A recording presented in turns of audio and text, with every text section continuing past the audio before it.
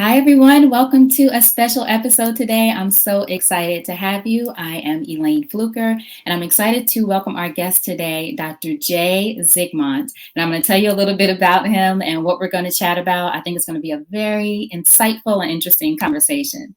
So, one of the questions that I ask myself a lot, if you've ever listened to my podcast or heard me talk here or just about anywhere, is I am the primary caregiver for my beautiful, elderly, adorable, and hysterical parents. They are both 92, about to be 93 soon, later this year, actually, God willing. And one of the questions, just caring for them, and they're not ill, thank goodness. Even though I will share, my mom is actually in the hospital right now as we speak. She went in last night and they're doing some tests and things. But I never like to cancel, if possible, any kind of live events or things that we schedule. And I think actually it's very interesting that this is a conversation Jay and I are going to talk about today, just because, as I was saying, with caregiving, it makes you think, I'm the youngest child, not the only child, but the youngest. And my parents, as I said, are in their 90s. I am child-free, a term I've learned recently. And it makes me think, who's going to take care of me when I'm old? All this running around I'm doing. I went to the hospital with my mom last night. I was there till 2:00 in the morning. I came back home this morning. I got up at 6 and went to make breakfast for my dad because he's starting to have some dementia and it's just a lot. Who was going to be that person for me? And then how do I plan for that? Right. So that's a question that comes up a lot. I'll be honest. It's a question that has caused me some anxiety, especially in the latest few years as I started thinking more about it. And then I was on Business Insider reading, I don't know, I'm a data nerd, a research nerd. So reading some other report on a completely different topic. And I came across Jay Zigmont and his tips on child-free financial planning. So that's the setup for how I became obsessed with Jay and his work.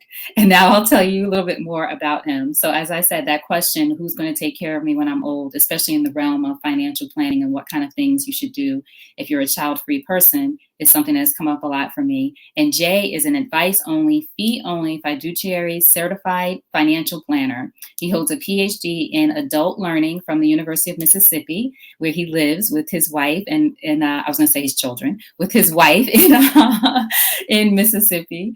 Jay has been featured in the Wall Street Journal, Market Watch, and Business Insider, as I said, which is where I found him. And Jay provides life and financial planning advice to child-free individuals. This is his specialty. And I asked him to join me today, of course, as I said, for a live chat about being child-free, and which he is also, but really financial independence, what that looks like. I think it's called FILE. Is it FILE? Yep, we'll talk about FILE. We'll talk about FILE and what his financial tips are, and for not only things we should keep in mind, but also for peace of mind. So that's what we're going to talk about today. Now, if you have any questions, of course, drop them in questions or comments.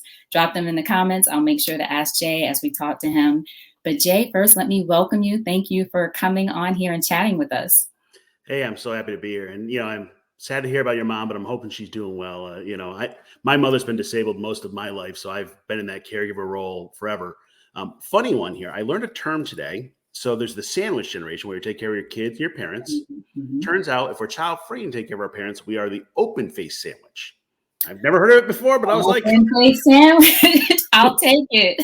I was like, all right, we'll go. Right. Our breads we're not in the middle. We're kind of on exactly. That's where we are. Even though I feel like for me, it's the parents on one side and then business on the other. That's the other baby I'm taking care of there. Oh, we all have a pile of things. All have a pile of things. I just saw that term today. I was like, I've never heard that before, but I like it. I have no clue what it means, but exactly. I love it. So tell us a little bit then about the difference between the terminology, at least as you understand it and use it, child-free versus childless, because that was something that was intriguing to me to start off. Yeah. And by the way, the terminology is probably the hardest thing to get right. So I just did an article today for financial planners on how to help other child-free folks. And I had like a whole page of like, here's the terms and here's what to say, what not to say. And, so this weekend was just the child-free convention, and there was a 30-minute session on defining the term child-free. So like there's no exact. And then 2 weeks before that, there was the Childless Collective, which had another session about how to define the term childless. So not perfect. So from a financial standpoint, the way I come in, I define child-free as you don't have kids, not planning on having. So that would include people that have chosen or people that have not. Some people prefer the term permanently childless. And really what we're talking about is when you've decided, or life has decided for you, that you're not going to have kids, and to me, how I got there, that's your personal business. I don't need to get in that, but it changes your financial plan. And we're not talking about a small group of people. I mean, a study out of Michigan recently found that 1 out of 5 adults is child free. So we're talking about 20% or more of the US, 11% of the US over 55 is what the census is using. Huge numbers that are growing. In the financial literature, I did my certified financial planner training. Never once was there mention of being child free. There was like this, hey, empty nest, or I don't have kids for a period. But it's different for you and I when there is no, the children just aren't part of the picture. It's not good, bad. It's just different. Yes, it's just it's different, but then I think what you said about the journey, as far as the term goes, just to go back to that, because I was, as I mentioned to Jay before we got on, doing some research on this yesterday, just looking more about just child free, not even versus childless, but just doing more research on that segment of the population of which I am a part of, and a lot of the content that was out there was just about the anxiety some people have, or the anger some people have around the different terms and those kinds of things. But I think your point, the way you phrased it, is the journey of how you got to this point isn't as important to other people. It's important to you, of course, but it's not. And I think that's a great thing about identity too. It's how you choose to identify, right? What makes it feel right. It's not even just real, but right for you. So I love the way you phrase that. So you mentioned that this community is growing. So when you first started as a financial planner, was this a segment that you were going to focus on, or was this more so because of you realizing, the experience that you and your wife have is different as far as financial planning than people who have children to consider? To be frank, as a financial planner, you start off with like anyone that has a pulse that would work. Right. Right. That's like any business. Any business in the world is just like, right. If you can fog a mirror, you're my customer. Right. And then I realized this audience was completely underserved. And I think the challenge is, let's be real, there's some interesting hate against the child-free community. Yahoo did an article on dinks, dual income, no kids. And the comment section was just a dumpster fire. I mean, it was just bad. And let's be real, my wife and I, we're child-free. We moved to Mississippi because she had a job opportunity.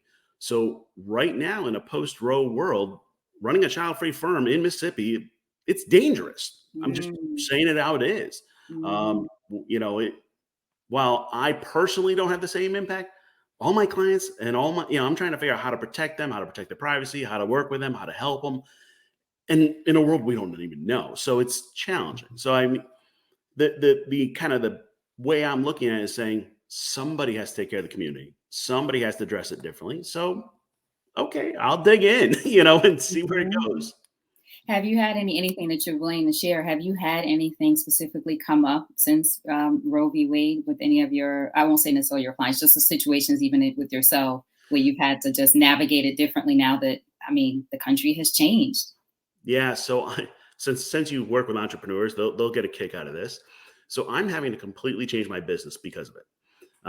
So one of the worries is privacy. So if I put in a client file, hey, they're moving because of reproductive rights, in some states that'd be illegal, or on the border, or we don't know. We don't know, right? Give you an example. Our governor in Mississippi said that he's not going to tap our phones or read our mail. And I'm like, but what? Like, what else is on that list? Like, exactly. You're telling me I'm not going to tap your phones. Like, but if you press accept on that app and I can track that app that you use to track whatever, you never know what's not included in that exclusion.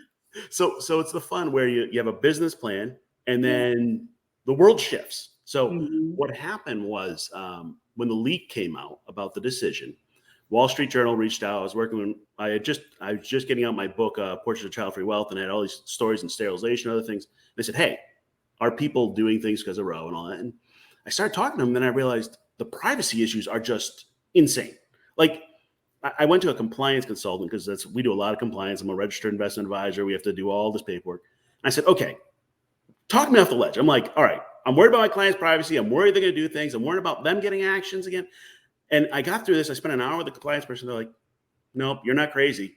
You should be scared. And I'm like, right. Okay, how do I make sure to take care of my clients? Realistically, and I know it's a little tangent, but even your medical records aren't 100% protected because it's just like, hey, if somebody, comes in with a gunshot, they have to report it. Some Right. states are saying we're going to use that same language. I don't have a clue. I don't have a clue how to address I it. feel like we haven't even scratched the surface of the complications that this is going to cause, which we could probably talk about for a whole hour. But thank you for sharing that and acknowledging that, especially because we are talking about children and just, again, the state of the United States has changed in the past couple of months. It's just like a different world, actually, which I'm going to be talking to someone about in the coming weeks. So I'll make sure to tell you all about that. I won't say who it is yet. I will talk to him, but it's going to be a great conversation. Okay, so tell us then, Jay, now that we've talked about all the problems that we have, what are some of I'm sure there are many, and obviously every situation is different. And we should say that for folks watching, but what would you say are some of the primary considerations that people who are child-free should consider when it comes to their financial planning, whether it's considerations or things, considerations, quote unquote, things you want to plan for, like rainy day kind of things. But then also what I discovered when reading more about this in a lot of your articles, there were things I didn't think of, like, oh, I didn't even realize that was something that could be a good thing for me because I, at the time don't have children. So tell us some of those. Yeah. So my first one, by the way, this is just for everyone. Being child-free doesn't make you rich. Like people assume you got no kids, you're rich. Right. Let's dispel that rumor right now. There's no check that comes from the child-free fairy says, here, you're rich. Right. When I was doing research for my book, I talked to these people, and I had people that they were happy because they moved from a air mattress to a bed. Like, and the way I say it is, if you're child-free and struggling, if you had a kid, you drown. That just So the income disparity still 100% there. So we need to stop assuming things about people. Let's put it that way. The second part of that is, if you're following financial advice on the internet, which that's a separate discussion about, getting your advice from TikTok. If you're following that advice, it assumes you have kids. Most, if not all, financial advice assumes you have kids. They might assume, hey, in and out, college, empty nest, some of those assumptions, but it changes your entire financial plan. When I was working on this article for financial planners, originally the topic was 15 things that are different if you're child-free. And then I went, well, all right, challenge people. Show me something that isn't different if you're child-free. Right. That's great. Yeah. And that's where it shifts. So Elaine, let me ask you a few questions. We'll have some fun digging in on you. Okay. So when you pass, I hate to say it, but we always have to talk about the end. Do you care about where your money goes? Not as much. Well, I won't say not as much if I had children. Let me answer for myself. I care where my money goes because I want to go to certain organizations. Mm-hmm. And by the way, I'm the same way. I've got some organizations. I've got some nieces, some nephews that get money. I care about, yeah. But let's be real. If you ended up with your last $100 in your hand, you probably are okay. Yeah. If they can have whatever's left. But the goal is not, hey, I want to pass it to another generation. Is that fair? That's fair. And I'm going to argue, if you're going to give, let's give now while you're alive, while they can have the impact and you can see it. So if we start at the end and say, okay, great, we don't care about generational wealth. There's a book called Die with Zero that talks about some of this, of saying, okay, I'm going to die with nothing. Then that changes your entire financial plan going forward. And the foundation of not having kids is different. So Elena, let's go a little further on you. You're pretty passionate about what you do. Is that an easy way to say it? Yes. Do you ever see yourself retiring? No, not really. I love what I do. Some version of it. It might look different, but yeah, I love what I do. That's the answer I get all the time. Okay, good. I thought you were going to say you're a freak. You just. Nope. I was needing to retire early because you don't have children, and I was making assumptions, right? Okay. And we'll go a little further into this in the file. But what I find is that for child-free folks, I ask people to define the word child-free wealth, and they go, you have time, money, and freedom to do whatever you want. Well, if you can do a job you enjoy, who cares? Dial it back, cut it back. So right. I talked to a gentleman. He said this way: he had retired in his early 40s, didn't really love it, and was like, I'm going to go do something. Started a marketing firm. He never works before 10 a.m., no more than 25 hours a week, and never on Fridays. Right. And when I spoke to him, he was going to Palm Springs to do his work for the next month. It's a different way of life, and retirement actually might not be the goal. Is that fair? That's fair. Yeah. You thought you were weird, didn't you? Yeah, I did. I did. And it's funny what you said about this person saying they want to go to a certain place to work from there. And I'm thinking about making a move to Mexico, as I've started talking about a lot. Have considerations with my parents, but now that they're in an independent living facility and safe and taken care of, I don't have the considerations of, oh, but what are the schools like? And, obviously I want to be in a nice area, but it made me realize, oh, wow, I don't have that. I don't have to consider that. I have other considerations, obviously, but just like this person, I can work from anywhere. I can do it for God willing, as long as I have a brain in my head, so yeah, it alleviates some of those things for sure. Absolutely. And you brought up another one. So watch this. So there's this thing called this life script. The life script says you go to school, you get a job, you get married, you have kids, it's just the standard script. Well, that standard script also assumes buying a house somewhere in there. Well, if you're going to be in that nomadic life, maybe you don't. And that's okay. And by the way, I like people like that one, messes with their brain a lot because their parents have said they have to get a house. And I'm like, your parents also said you had to have kids. So just saying, if you throw away one of the script, you could throw away both. Oh my gosh. I feel like I've paid you to validate my life. And by the way, for everybody watching, we didn't have this conversation before. I'm just quizzing her to have fun. If we're going to have fun, we might as well dig in. That's right. So, okay, great. So the housing is another great example. Well, if you're not going to retire, not going to buy a house, that's going to change the way you invest. It's going to change the way you save. There's some things on taxes, accounts. Not going to go too far into this today because I can't give financial advice on a podcast. That's right. But it does change the way you invest and save. Here's what I found. The people that did well did two things. Got out of debt, stayed out of debt, maxed out their retirement accounts, and most of the child-free life was good. Like, it's that simple. And people are like, well, but it's got to be more than that. No. Not insurance, really. Taxes, we got to worry about some of those. But it fits. So let's talk about insurance. So, Elaine, do you have life insurance? I don't. Good. You don't need it. I don't need it, right? That's what I've been thinking. I've thought about that too. People kind of say, I was thinking, but why would I get life insurance? Who would it be for at this point? So life insurance is there if somebody needs your income. Right. If something happens to you. Sorry, go ahead. So your business, some of your entrepreneurs may need it to buy out the business, or there's some small things. But for child-free folks, if I pass, my wife's fine. Mm-hmm. Kind of how it works. If you're single, well, then who cares? Right. So it changes that. But on the other side, so Elaine, you run your own business, right? Yes. Cool. Do you have disability insurance? I don't. Well, I have no long-term care insurance is different, right? That's different. Long-term disability. Okay. So watch this. For child-free folks, we need long-term disability insurance, but we don't necessarily need life insurance. Now, you started off and said, I'm an advice-only planner. I give advice. I don't sell anything. So that's why I can say these things. Mm-hmm. You go to a life insurance person and say, hey, do you need life insurance? It's like asking my dog if he's hungry. The answer is yes. Right. But disability insurance, so here's what happens. So life happens. You slip, fall, you can't work. You take a knock on the head. Well, I've done that before. And now you can't work for 6 months. You don't have an income. You need disability insurance. Okay.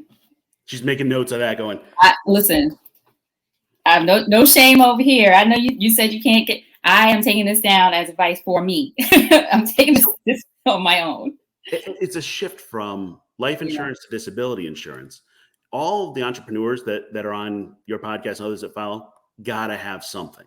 I was just about to ask you, for entrepreneurs, that's true too, right? Because usually if you work for a company, for anyone listening, I would imagine, Jay, correct me if I'm wrong, you get disability insurance through your company. So as an entrepreneur, you have to do these things independently. Even if you have it through your company, you might have to get it yourself. And here's the reason. I get disabled, but I'm sick, I'm out of work, I get fired, I get disabled. Well, then I'm out of luck. Right, that's right. Which order those come in matters. And especially, so I'm going to use the terms childless and child-free back and forth because the research does both. 32.1% of childless people will never be married in their life. Mm-hmm. So if you're never going to be married, it's all on you. Good thing is you can make whatever decisions you want. That's the bonus. Free. I'll do the other side is it's all on you. Exactly. Yeah. So that disability insurance is so much more important because if you're 40 and you have a stroke, which I've dealt with people, the rest of your life has changed. And if you don't have that policy in place, I don't know. And you can't give us companies that you recommend. Just do research, find best disability insurance for your your circumstance, age, and all those things. Okay. So if you go to childfreewealth.com, I have a blog article in there with prices Yeah. and all of that for insurance. Okay. There's a firm I use, but the bottom line is you just got to shop it around, and it depends by your career. So it's interesting. So as you know, if you're in a more active career, it's a higher price. Where if you're like a CPA, it's the lowest price because you're just sitting at a desk. Like, so there's like this balancing act. You know, you're traveling and speaking, I don't know, probably puts you halfway up the list. I don't know. They have these weird charts that they do, and it's also based on your income. So you're going to cover, since we'll go down disability because that's a really important one. You're going to cover 60, 70% of your income. But what happens if you pay it out of pocket, it comes out tax-free when you get the disability benefit. It's one of the few times you can get income tax-free. If you pay it out of pocket for the insurance, you get it tax-free if you ever have to use it. Yep. Gotcha. Okay. If you're paying for yourself. And what do you they get taxed on it. Yeah, what do you suggest? Because and again, everyone, just to give another update, we're talking to, oh my goodness, look at the comments. I'm sorry, I have my notes over the comments here. We have Conchetta Sampson. I am a mother of 6. Hi, Conchetta. Then we have Ananda, who's talked about the open face sandwich, digging the conversation. Thank you so much, Ananda. I'm like Elaine, not retiring from what I do. And then she also said, I have long-term care insurance and used to have disability insurance, need to get it again. Excellent, Ananda. Anyone, if you have any questions, please do pop them in the comments. I can see them now. I was so into the conversation with Jay, I didn't realize I had them covered. But we're talking to Jay Zigmont, who is a certified financial planner who works, specializes with child-free individuals, advising child-free individuals. So we're talking about what those tips are. Ananda asked Jay, is there an age limit on disability insurance? I guess she's talking about. Some policies do, and what they usually do is they stop at Social Security age, 65, 67, 70. In theory, Social Security will cover some disability, but like the payments for Social Security disability are like $900 a month, or like it's really low. Yeah. Like you can't live on it in most cases. So in theory, they trade between disability and Social Security. If you're on your own, well, then we're gonna have to make sure your investments and your own, essentially we call it self-insured. You're making enough money off your investments to make sure you're okay. It's a balancing act. The one bonus of being disabled is it actually gets rid of your student loans. So if you're permanently disabled, we need 5 hours with you. We need some extra time. So everyone, your website is childfreewealth.com, right? And I'll make sure I put that in the comments here so you can go find out, do searches on that site too, and see all the tips that Jay has directly about these things. Lisa says, I'm not sure if this is Jay's, Jay will be able to answer this, but we're going to ask it, Lisa. It's a good question. Child-free and under breast cancer treatment, we're wishing the best for you. She said, will I qualify? That would be specific for depending on the policy, right, and who you talk to. So if you have an active cancer diagnosis, insurance is just going to run away from you. It's just kind of how it works. By the way, we can talk about how the healthcare system is broken. That's a separate 5 hour. That's another 5 hour, exactly. But when you have an active diagnosis, not going to get it. Get a year or 2 into remission, you should be okay. Now, if you have a diagnosis, so I work with a lot of people that are disabled, having medical issues. Large percentage of the U.S. are going to be disabled sometime in their life. If you have that, a couple things. One, you need to make sure and see what your state has for options to help you. A lot of states or local areas have that. And by the way, I only do U.S., so I don't know anything outside the U.S. I apologize. Also, you need to be sure your finances are in a good place, because the number one cause of bankruptcy in the U.S. is medical expenses. Yeah. So we got to make sure your health insurance is in the right place. I swear, I spend more time with people helping them understand their health insurance than half the things I do. Because like, what's covered, what's not? I mean, how? And you're doing it with your mom. I did it with my mom. Like, they just deny everything automatically. Like, no. This says you cover it, okay? Exactly. And the disability health care, what happens is we're hurt, literally. And then we're trying to figure out all this like stuff that just the government or the insurance agent make hard. So there are ways around it. You won't be able to get a policy right now is the answer to the question until some type of period of remission, usually a year or 2 for most people. For most cancers, some cancers, unfortunately, once you got a diagnosis, that you're uninsurable. Okay, so Lisa, let us know if that was helpful. Thank you for answering that, Jay. Ananda says, I am 57. Should I get disability insurance? Ananda's an entrepreneur as well. I don't know if you're at a company, but she's an entrepreneur as well. Well, so let me flip this question. So I'm 57, I'm an entrepreneur, or I'm at a company. How are you going to pay your bills if you get injured? If you can answer that question, I've got millions of dollars and I can live off that, then you're good. Then you're called self-insured. If you don't have an answer for that, you probably need to look at disability insurance. And that's what insurance is doing. It's passing on the risk to someone else. And the question is, can you take it? So the reason why we have a house insurance is I can't afford to replace my house if it burns down. Just can't. That's why I pay for that insurance. Same thing for your disability. Right. And you thought I'm investing in retirement. Right. Chris Rock said you have insurance in case blank happens. Yep. Right. That's what they should call. It's like they should call in case something happens. Let's see, Conchetta. Okay, so Diana is talking to Conchetta. Great. People are talking within the comments and all that good stuff. Like I said, everyone, I'm going to make sure that we put Jay's link to his website in there so you can find out more information. Anyone who talks about their services as a financial planner or anything else here, I don't know any of these folks personally. So, I don't want anyone to think that, oh, these are all people that Elaine and Jay recommended, but nothing against anyone sharing, please. I love sharing resources. That's what we're all about here. So let me talk about that for 1 second, Elaine.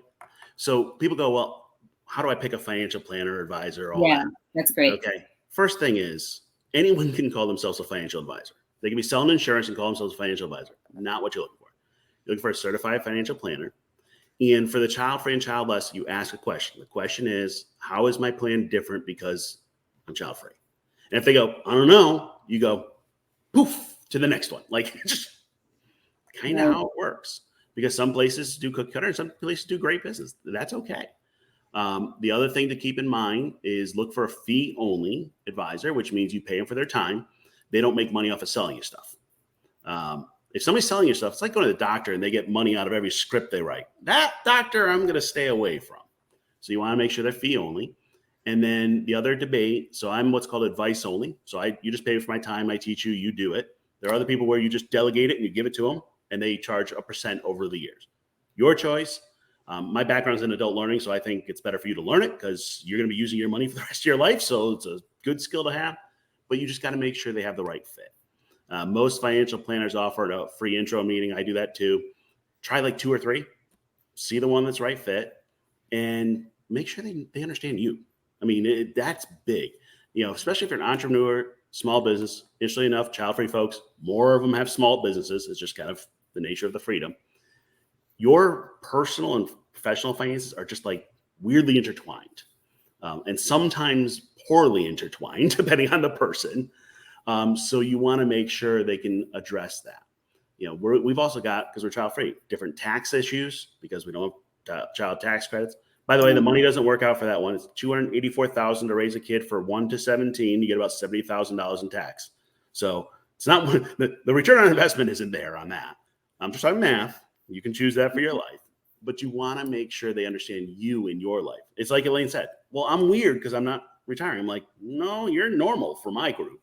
Right. Exactly. I love that the key questions to ask, especially for your, there's some general financial questions that you might want to ask, but then there are some things specifically for your group, especially as you said, so even, for example, it's in my head, this idea about real estate, which, I actually am more interested in purchasing real estate that would be maybe investment properties, if that were ever, if I find a place that I really want to do that, or some other things as opposed to where I specifically live, because I don't want to necessarily be tied to a certain place just yet. That might change, but I have that flexibility. And now I have that endorsement from Jay, that validation. That's not crazy because we've heard and I think that's changing too. I'm not sure how old you are, Jay, but I'm Generation X. So we were kind of told that growing, you get a job, good job, you work there 30 years. So I've already been down that path with my parents. They already think I'm a little crazy, but you get a good job and you stay in it for however long and you get yourself a house and you have 2.5 kids and all the whole thing. But I never felt, I owned a house 10 years ago. I think I wanted to buy a house before I was 30 because I thought that's what you do.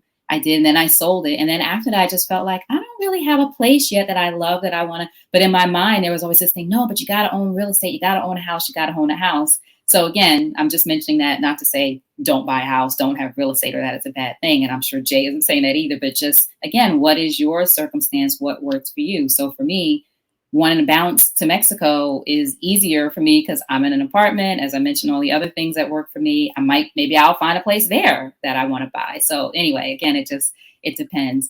Yay, So let anonymous. me back you up a little bit on this, Elaine. Yeah. So, by the way, you don't have to buy an investment property either. So we can get you exposure through a real estate investment trust, which is essentially works like a stock. You can actually they have to give out 90% or more of their income.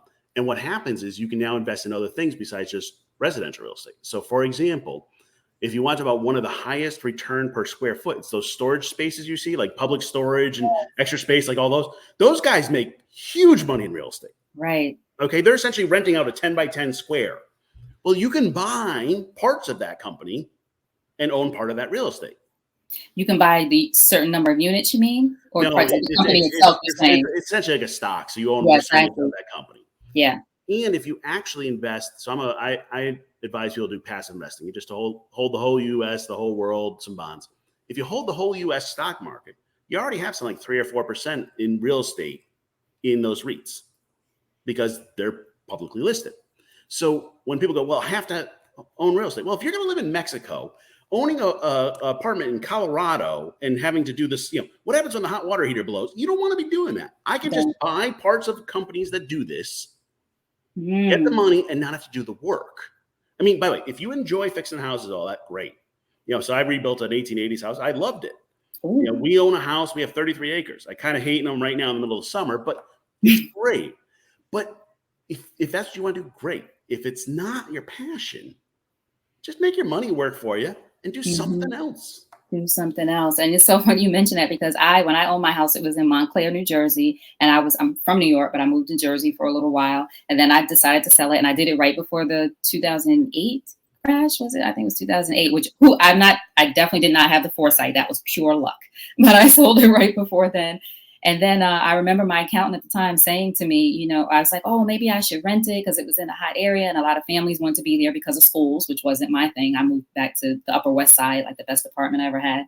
And he said, well, you could rent it. He's like, but just remember, if anything happens there, you have to take care of it, or you have to pay someone to take care of it, or a property manager, or this is the thing that got me. If those people don't pay rent for a few months, you're a store. And I was like, I don't think I want that headache. I just want to take my money and go. So again, there's a lot of other options that we can look at. And real estate investment trust, I wrote down here too, Jay, we're going to ask, Ananda said, thank you for that. That's true, of thinking other ways that you can get exposure to these things that you're interested in. Now, I don't want to let you go. And we still have a couple more things I want to make sure to mention. And of course, any others you want to talk about. We talked about disability insurance. Now, long-term care insurance is something that I knew about it, but I worked in media for many years. So I always had insurance through my jobs at the time. But when my brother got sick in 2008, he died eventually of ALS. And I remember all the care that we had to do as a family for him, things we didn't know about. Thank goodness he worked, so he did have some insurance and some things. But I just thought for myself, especially once I became an entrepreneur, if anything happens to me and my family has to take care, I don't want them to have to take care of me or figure out the money or anything. So that was the first time, even though I was working at a company, I got long-term care insurance for myself. So do you have any advice, insight about that for child-free individuals as well? Yeah, I think we're close to age. I'm 44, so we're kind of in the same area. 49. My mother always told me not to ask a woman's age. So I know. I figured I'd just tell you. I'm not allowed to, Right. I have to do it with my clients because I have to. And I'm like, I apologize. My mom doesn't have to do this, but. Right. So when people ask this question, who's going to take care of you when you're older? It's my least favorite and my favorite question kind of at the same time. Yeah. If somebody asks that question, they're assuming somebody else is going to take care of them. Let's be real. Yeah. Okay. They've got the assumption their kid's going to take care of them. So let me give you some stats. Looking at childless individuals over 55, 2.5% get any financial support from their family. That's nothing. 2.5% of people with children. Childless. Childless. I got you. Parents, so people with kids, get 1.5% get any support from their family. What? Wait, less. Yep. I'm bad at math, but that sounds like that's less. Yep, that's per the U.S. Census. Okay. So, by the way, bottom line, long-term care, our problem. I don't care who you are, child-free or not, but child-free folks, we're acutely aware. Which is what it is. So my recommendation to people is sometime in your mid 40s, ideally late 40s, somewhere around there, have a plan for long-term care. So I had to pull up some numbers we're talking. Right now, the U.S. average for a private room of nursing home is $9,000 a month. Mm-hmm. It is cheaper to live on a cruise ship year round. Okay, just say. Mm-hmm. Men on average, 2.2 years in long-term care. Women on average, 3.7 years. So actually, kind of way this works, long-term care insurance is most expensive for single females. It is because the numbers are there. So I want you to have a plan by kind of that mid 40s. Here's the reason. Long-term care insurance is kind of the sweet spot for buying it, somewhere in that 40 to 50 range. Mm-hmm. You can actually buy it. There's some options for 10 pay or one pay. So you just like pay it all up front and just set it and forget it. Your parents impact your rate more than you do. So Elaine, you talked about your father having dementia. Yeah. That's going to almost double your rate. Really? And Okay. if both your parents have dementia or Alzheimer's, you're not going to get a policy. Wait, it will double my rate. Mm-hmm. Why is that? How does that influence what your parents? So what they've done is they've done the math, said, hey, historically, if your parents have dementia, Alzheimer's, cognitive decline, it's going to come down, which means more long-term care. So there's only one place that'll quote if you even have, one major. There are a bunch of places that quote long-term care, but there's like two major firms that I use because you want to make sure they're going to be around. Like seriously. Right. But your parents, so one of the reasons to get it in your 40s is before your parents get a diagnosis. Yeah. Once if both your parents have a diagnosis, our answer is just, okay, we got to put money aside in a retirement or HSA and got to invest it. And what happens is long-term care is increasing about 5% a year cost of living. So it's just insane. Mm-hmm. I did my math based on 40. Let me see here. So if I need it right now on average, right now it'd be $240,000. When I'm 80, it's $700,000. That's what you would need for long-term care. For you, it's $400,000 right now, and it would be close to $1.2 million is what your care would cost. So we're talking about ginormous numbers. Okay, Yeah. so I want people to get plans early. Turns out, by the way, you have to wait till you're 30 to get a quote. I've had some clients where I've had to push them off. Can't get that answer. And I explain that to the financial planners. Like, no way. People are asking about long-term care at 30. I'm like, my clients are like. We're trying to let me just put it all in order. That's smart if they're asking about it already. Because like I said, I didn't until that happened. I thought, oh my goodness, I wouldn't want my parents to have to, try to figure out financially how to do this for me. Yeah. And then I gave a copy of the policy. You have your beneficiary, or not beneficiaries, whatever it's called. But I gave it to my parents, but then also two of my very close friends. Because that's one of the things I think child-free folks think about too, or certainly I do. It's just like, okay, my parents are likely going to be gone before me. I do have siblings, but my siblings are actually the closest to me is 17 years older. So if I'm thinking about my 80-year-old self, she's 90, whatever, 7. So, when I think about those kind of things, so I gave it to friends at least my age who would be hopefully still around as well. So just thinking about people in your circle and your life and what that could look like. I have a close friend who's my trainer, Mark Jenkins, and he does have children, but I would talk to him about, I'm like, well, who's going to take care of me when I'm old? And I don't know, I'm trying to stay healthy so I can stay healthy as long as possible, et cetera. And one of the things he said to me, Jay, was like, you'll pay somebody. He was like, you get yourself straight, you get your money right, you get your things in order, and you pay somebody. And I literally was like, okay. That's right. That's what, it's just my reality. I just can't worry about it in that way. I have to think about it differently. And as I said, so. Well, and it's true for most everybody. So Medicaid is actually the number one payer of long-term care, which is when you're broke. You got no money, you got no assets, you got to pay, you got to go through everything. And let's be real, it's not the best care. It just isn't. The other one that you're bringing up, Elaine, is we're talking about wills, living wills, power of attorneys, those documents. One of the challenges is who's going to make the decisions for you. So one of the options for especially the single childless folks is paying a local trustee or fiduciary to do that for you. So you pay an attorney, bank, somebody local usually, to do that, to make those decisions for you based on your documentation. Because here's what happens. If you go in the hospital, they look for next of kin. Just kind of how it works. And if you don't, they go, what do we do? Okay. And remember I said 32% of childless will never be married. Got a lot of people that have been in couples, never really married, but so they don't. If you don't have the paperwork, that's just a nice friend. And we get into post-Roe world and some of the LGBT plus issues, I'm really worried. So everybody, I'm like, get your paperwork done. Yeah. You can pay somebody and just go, yep, when I can't make decisions, you pay my bills, you take the decisions for me. And I don't have to rely on my older brother or my parents or cool. I just write the check and I know they're going to follow my list because they're required. They're fiduciary and trustee, which means they legally have to go step by step and just do it. It used to be old school. The local bank would help grandma pay their bills. That was just kind of how it worked. The bank manager usually did it. Well, now we're kind of coming back around to those type of services. The other one for you, Elaine, since you talked about your parents, it is possible to get a long-term care insurance policy on your parents, not at 92, but a little younger on the side. The other one I'm going to encourage you, especially if your mom's not doing well, is to look into a geriatric care manager. These are people who are trained to help through the healthcare system, the finances, and all the things that go with it. Caregiver fatigue is huge and it's real. Yes. Paying a geriatric care manager. Yes, yeah. It's very real.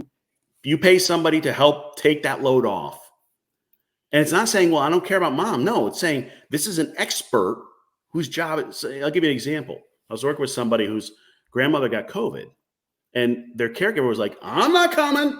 Mm.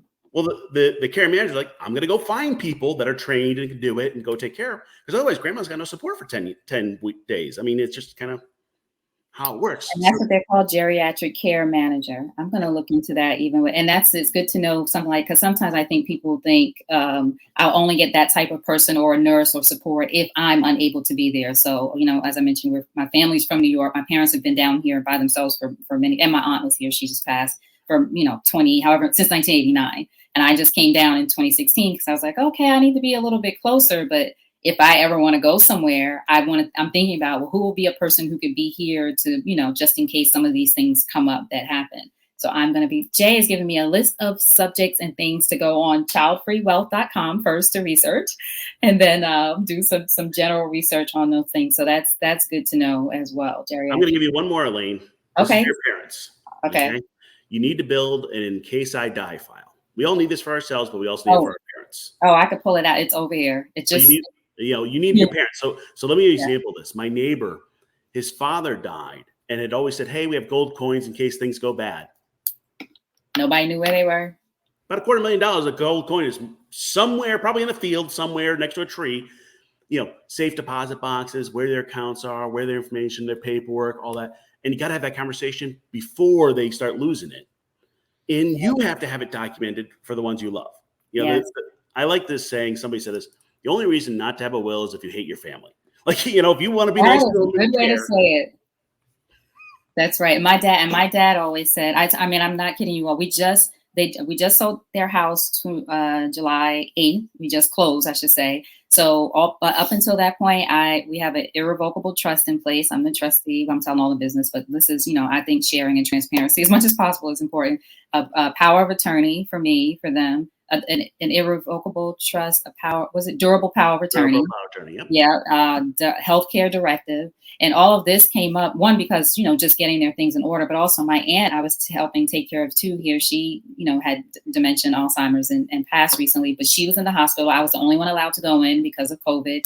They're asking me questions. My mom has a power of attorney for my aunt. My aunt can't make any decisions. I have to call my mom on the phone it was a mess. And I just said, if I'm ever not, if you all are in here and I need to make decisions for you and you're incapacitated, I need to be able to do that. So that's something I have taken care of for them. So thank you for that advice. It took a while. We hired a lawyer. We got it done, the right way. The trust we set up so they could sell their house and still get certain benefits. There's so many things to do the research, but as you said, do it now. For me, I told them, let's do it now so you can do it with me, as opposed to me having to get a lawyer and make you do something. You know what I mean? Now it's like they felt empowered by it. So I love what you said. A will is, if you don't get a will, it's because you hate your family.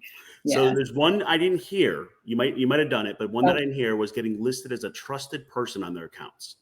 That is different than a POA. Yeah. And I just want to mention that for your audience. So the trusted person is like something weird happens with the account.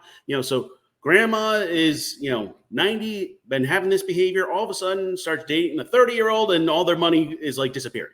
That's where the trusted person goes, are we okay with this? Like, or, they start doing what my grandmother was sold a cruise and she had never gone on a flight in her life. It's like, it just stops the weird stuff.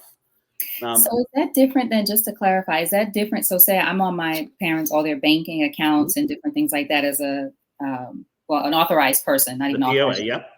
Right. So, but is that different then as a trusted? So I need to go into the bank and say, okay. So the trusted person. So if you're not the POA, it's just like a safety net. Somebody they can call and go, something's weird. Especially because people target elderly people too, and that makes me furious. Like, well, let's not do that one. That one's we can go on a rant forever. So mad. They try to get in her bank account and everything. So the trusted person is who, we deal with invest in any financial things, going, you know what, something's weird. So the POA, they're not going to call because you don't have a trusted person listed. If they're seeing weird activity, and by the way, there's a really wide range of that. So it's like, it's kind of a gut feel of going, something's not right. Or the other one we're seeing, because of a lot of scams, random wire transfers. So one of the elderly scams is, oh, your nephew got taken by so-and-so and you have to send it to a Western Union. I'm like, So most banks will stop those. Then they call the trusted person and say, hey, your mom's here wiring money to your nephew. Is this right? And that's it's just a speed bump. I'm going to do that because we have a lot of money in those accounts. And we just sold the house. Want to make sure nobody does anything crazy. Thank you. Well, it's actually it's helping your parents to protect themselves, essentially. Exactly. Yes. And my mom is, my dad is too. My mom is still very savvy. But again, these scammers, there's always new ways of, and then when they call, you call people's parents in a panic about their children, they might just say anything. Because I think on 60 Minutes, there was one where the guy, the scammer called the reporter's mom and was like, Jay is sick right now and we need his social security number in order to get, and she gave it to him. Mm-hmm. But she's not, and he was sitting there like, oh my God, I can't believe that just happened. Again, it's, that sense of, so these are all just amazing. So Jay, I do want to talk about, before we let you go, and this has been, people might ask for you to even come back. Anyone has any other questions as you watch the replay for this? Of course, it's live right now as we're on LinkedIn, but if you watch the replay or you listen to this later on the podcast, please go on LinkedIn at Elaine Fluker and post your question, and I will make sure to get it in front of Jay if we don't see it right away. I do want to talk about FILE though, Jay, FILE. Yeah, so that's actually what you're living without knowing it. It's called Financial Independence, Live Early. There's a big push right now. They call it the FIRE movement. Right. Financial independence, retire early. And the way I look at it is retirement's an on-off switch for work. And what I'm finding with child-free folks is they want a dimmer switch. Yeah. Just cutting back to whatever I enjoy, which, by the way, you can do now. So one of the challenges, so we talk about the life script. You threw away having kids, you threw away real estate. Maybe we throw away retirement. Now, not completely, but let's think about it this way. The day of working 25 years and getting the watch and retiring with a pension is gone. Okay, it just doesn't exist. So if we change your financial plan and say, okay, how do we invest in you and the life you want to live now? So for example, for your entrepreneurial people that are on this following, that might mean taking some of your money, investing in you, going back to school, investing in your business. I don't know. But people go, well, but that's pulling from my retirement. I go, well, is retirement your goal? And they go, no. Well, then why do you care? And what happens, I actually spend more time with my clients, I've been tracking this, teaching them to spend money than to save money, which is really weird in the financial world. Mm-hmm. But I'm going, cool. I do the math. I'm going, all right, you're going to die with $10 million. Are you okay with that? And they're like, well, no. Well, then let's spend some. Let's invest it in you, in the life you want to live. And I joke, it's Marie Kondoing your life. What brings you joy? Right. Let's do that now. So if that means that some people, I've got some articles about taking a sabbatical so you can, refine yourself, find a new career, do things. We can fund that. By the way, you should be out of debt, out of budget, all the good financial things. We can do that. We put long-term care at the end. We make sure you put off your Social Security to the end so you have enough money in case anything happens there. In the middle, how do we craft the life and spend the money for memories, for experiences, for you? And people are like, well, but I always wanted to open a cupcake shop. Well, then let's do it. Mm-hmm. Like, well, but it's not going to make much money. I'm like, you don't need to. Like, if it breaks even, you did great. Like, if it makes money, even better. And you can live that life now versus waiting till you're 70 or even earlier time. I'm going to wait till I'm 55. Cool. Well, if you're going to be miserable until you're 55, you Right. shouldn't be doing it. You should be making the life you want now with your money. Mm-hmm. When you're gone, you don't care about your money. Like it's somebody else's problem. Right. And tell us about the gardener and the rose. Is that the one that you were telling me about? Yeah. So it goes Because along with we're all about style. support here, Jay. So I know that was a good one about support. Yeah. So when I work with couples, I often find they can live on one income pretty easily. And I use the gardener and the rose approach because, frankly, that's where me and my wife come from. We're both PhDs. And the odds of two PhDs finding a career at the top of their career at the same time, the same place is like none. Like, in the academic world, they talk about they have a trailing spouse and it's terrible. So my wife got a great job opportunity 1,200 miles away. We packed up the dogs and the cat and went because we can do that because we're child free. The concept is somebody in the couple is the rose and growing, and the gardener is providing the support. And if you really think about life, and I know you talk a lot about this support thing, we have to have a support team behind us if we're going to grow. Yeah. In this garden and the rose approach, I often find the rose feels the worst because they're like, well, all the support's going to me. Well, yeah, it is. But part of the gardener and the rose is we're going to take turns. I'm going to do it for now. You're going to do it. So me and my wife, we said 15 years is the switch. And then when I turn the rose, we're going to get in a boat and travel the world. But, we all have our own rose moment.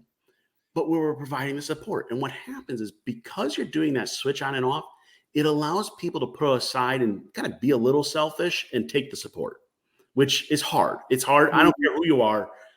Taking support from your spouse is not always easy. But because we know we're going to do this for our life, like I'm okay for a little bit. And then I can do that. Now, by the way, as you get richer, you can hire out the gardener roles. Literally, we're getting a landscaper, somebody clean the house, somebody help on the finance, whatever it is. But there's all these support components. Sometimes it's financial support, sometimes emotional support. Sometimes, my wife and I, we're weird. We'll sit at dinner and design research studies and grants. Okay. That's not the normal conversation, but that's the support she needs. So it's about having that. And it's not about gender roles. It's not about classic, understandings. It's about, we're going to take turns and grow together. Mm-hmm. I love that. Gardner and the Rose. Tabitha Brown, who, if anyone knows, I love her. She's foodie and has great TikTok and millions of followers, and now she has a line in Target and all these other things. But she talks a lot about her relationship with her husband and how in the early part she was an actress, or still is an actress, but started out wanting to act, and she would have different kinds of odd jobs and things. And her husband was a police officer, which he didn't love doing, and because it's dangerous, not because he didn't like being an officer. But she said he was to use your example, the gardener, or he was the rose, I guess. And He'd she be the rose, yeah. He'd be the rose, yeah. And she was supporting, but in a way though, he was kind of her gardener because she was trying to act and those kind of things. And he was the sort of steady soil. So I guess it's depending on what the situation is. And now it's changed where she's the gardener and he's the rose because now he has his philanthropic things he can do because her business has taken off in new ways. So now tell me, before we go, about if as I am single, what is an example of what that could look like for me? Yeah, for the single folks, one of the discussions I've been having a lot is the sabbatical concept. How do I find time to find myself? So we may be creating support within your own system. So for example, I've got folks, okay, we'll build up an emergency fund plus a little bit for you to take that time to grow because you have to provide it for yourself. That's okay. But the other part of it is, what can we offload from your life? What can we pay somebody to take away? And they go, well, but I'm spending money. Cool. That's okay. The whole point is if it makes you time in your life to do what you enjoy, let's do it. Mm-hmm. It's also a question of math. Okay. So I pay somebody to clean the house. Well, the reality is I don't want to clean toilets, just kind of how it is. But also it's cheaper for me to do that and go do an extra hour of work. So you look at this balance when you're single, you just have to build your own support system. And what I find, especially with money, is nobody wants to ask for help.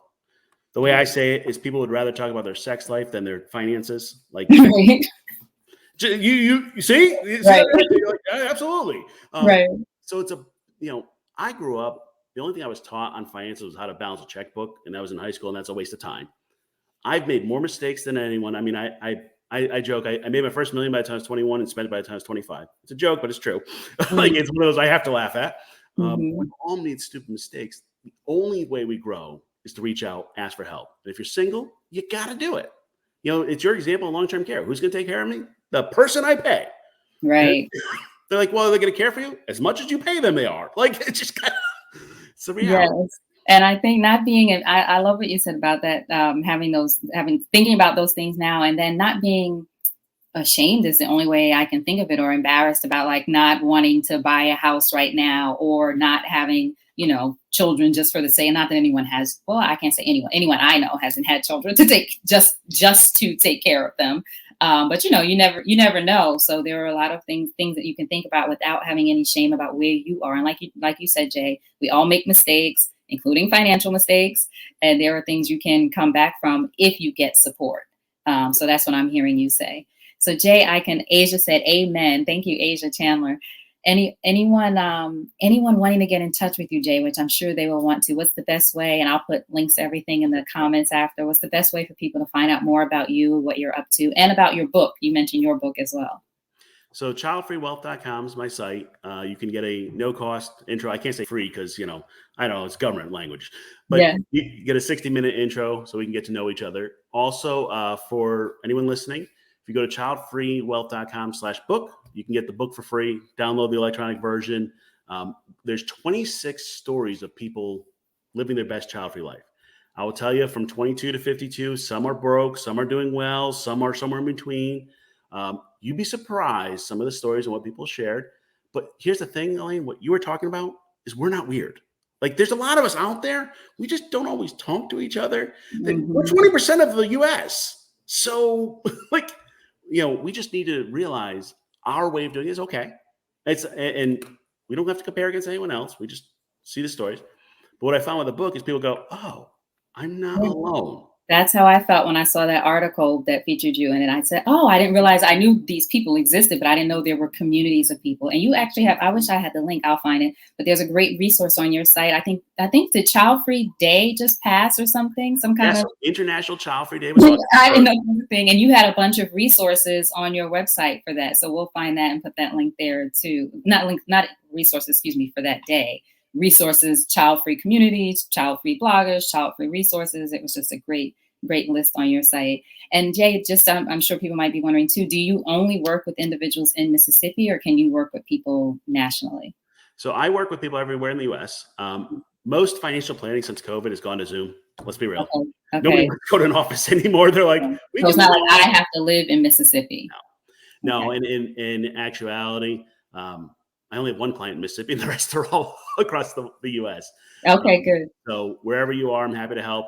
And as you saw, kind of digging into Lane, what I find with most people is, hey, give them permission to live their best life is what I'm really looking at. Make the life you want, then we'll figure out the finances to go with it. Don't let your finances drive your life. You know what, Jay? I can talk to you forever. This is great. Thank you so much for your time. Thank you everyone so much for your comments and your questions. Again, if anyone has questions for Jay Zigmont, please make sure you put them in the comments, even if you're watching the replay. Asia asked, okay, what's the website for the child-free downloadable book again? It's childfreewealth.com/book. Yep. That's right, Jay. Try not to make it hard. Right, childfreewealth.com/book, Asia. So hopefully you get that. Vernon said, I've been listening here silently, but I appreciate the info. My mindset is now a little bit differently. Thanks. Very great. Sergey said, my husband and I are also child-free and loving life, but we still bought life insurance policies. Oh, the comments are great. Thanks, Elaine and Jay. Fantastic. All right. Thank you all so much. I would keep Jay longer, but I try to be conscious of people's time, and maybe we'll have him back for another discussion. Thank you all so much. I appreciate this, Jay. Thank you so much. Hold on one second.